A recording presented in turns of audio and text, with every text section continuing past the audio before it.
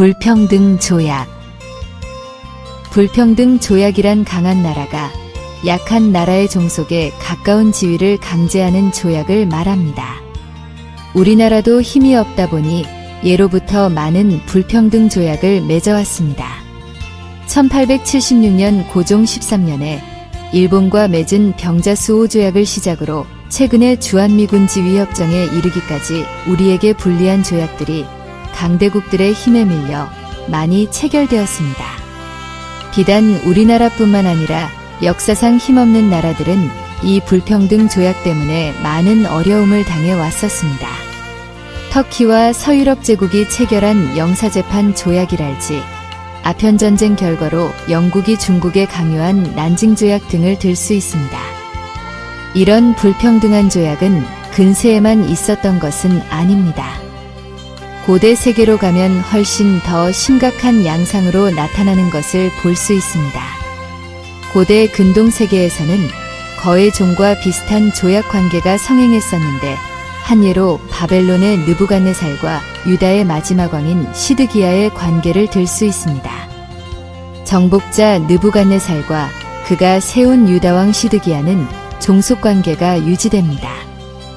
시드기야는 해마다 느부갓네살에게 일정량의 조공을 바쳐야 했습니다. 이는 느부갓네살에게 신하됨을 인정하고 그 책임을 다하겠다는 일종의 충성 약속이나 마찬가지였습니다. 대신에 유익이 되는 것도 있었습니다. 유다가 다른 민족의 침입을 받았을 때는 바벨론이 유다를 보호해 주는 것이 그것입니다. 이때 느부갓네살은 종주가 되고 시드기야는 속주가 되는 관계가 성립됩니다.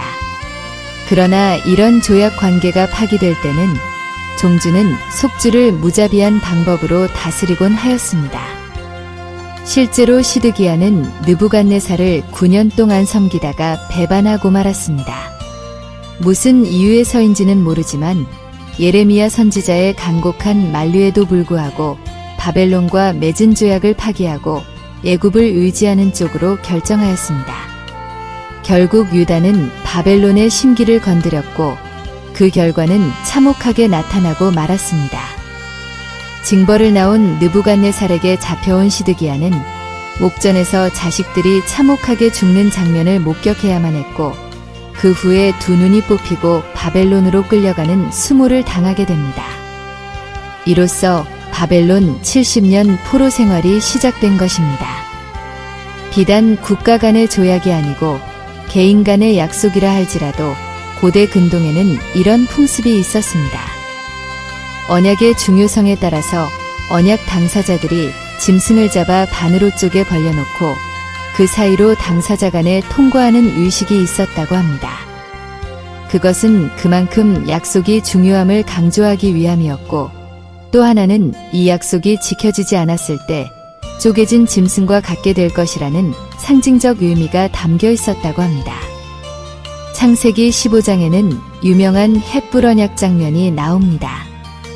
그것은 하나님과 아브라함의 언약 체결 장면인데, 고대 근동의 언약 체결 풍습을 따랐습니다. 하나님은 아브라함에게 후사를 주실 것을 약속하시고 그의 자손들을 무별과 같이 많게 하시며 가나안 땅도 주시겠다는 약속을 하셨습니다. 그리고 그 증거로 헷불 언약을 체결하셨는데, 아브라함이 준비한 쪼갠 희생제물 사이로 하나님의 가견적 임재의 상징물인 헷불이 지나감으로 언약이 체결되었습니다. 그러나 아브라함이 지나갔다는 기사는 없습니다. 이는 하나님이 일방적으로 복을 주시겠다는 약속 같게만 느껴집니다. 일반적인 불평등 조약은 강자가 약자에게 불리한 조항을 많이 만들어 넣는 것이 상식적입니다. 그러나 하나님의 언약은 그와는 반대의 개념이 도입된 계약 관계입니다. 아브라함은 신실하게 이행치 못할지라도 하나님은 끝까지 자신의 약속을 지키시는 것을 볼 수 있습니다. 이것이야말로 불평등 조약이라고 아니할 수 없습니다. 그것도 역사상 유래를 찾아볼 수 없는 강자가 약자에게 불이익만 당하는 조약인 셈입니다. 아브라함 이후에도 신의 산언약 당사자인 이스라엘은 수없이 많은 계약을 파기하였습니다. 광야 생활을 할 때나 가나안 정착의 때에도 제1계명에 위배되는 수많은 잡신을 섬겼습니다. 그리고 사사시대나 왕국이 성립되었을 때도 얼마나 많은 우상숭배가 이루어졌는지는 우리가 성경을 읽을 때마다 안타까운 마음이 들게 하는 것을 보아 충분히 알 수 있습니다. 그럼에도 불구하고 하나님께서는 자신의 약속을 신실하게 지키시기 위하여 예수님을 이 땅에 보내셨습니다. 예수님의 사역 기간에도 불평등한 관계가 여전히 존속되리라는 것을 알면서도 하나님은 약속을 철저히 지키신 분입니다. 그리고 앞으로도 인류 역사가 지속되는 한 이런 관계는 계속될 것입니다. 조금만 불평등해도 그것을 바로잡기 위해 몇 년 동안 시위를 하는 소파협정을 볼 때 하나님이 우리와 맺은 언약은 기이하기 짝이 없습니다. 그리고 이런 언약 관계를 달리 설명할 마땅한 비유도 지금까지는 없었습니다. 그렇다면 하나님은 왜 자신이 손해를 보면서도 영원히 지켜야만 할 이런 언약을 우리와 체결하셨을까요? 그것은 사랑 때문이라고 밖에는 달리 표현할 방법이 없습니다. 우리가 하나님의 사랑을 말로 설명한다던가 혹은 사랑의 분량을 표현하기란 여간 어렵습니다. 그래서 사도 요한도 하나님은 사랑이시라고 표현했는지 모르겠습니다. 아무튼 하나님의 이런 불평등한 사랑은 언제까지나 계속될 것이고 우리는 그 사랑의 우산 속에서 일생을 살아가게 될 것입니다. 다만 우리가 얼마나 신실하게 언약을 준수하는지가 남겨진 과제일 것입니다.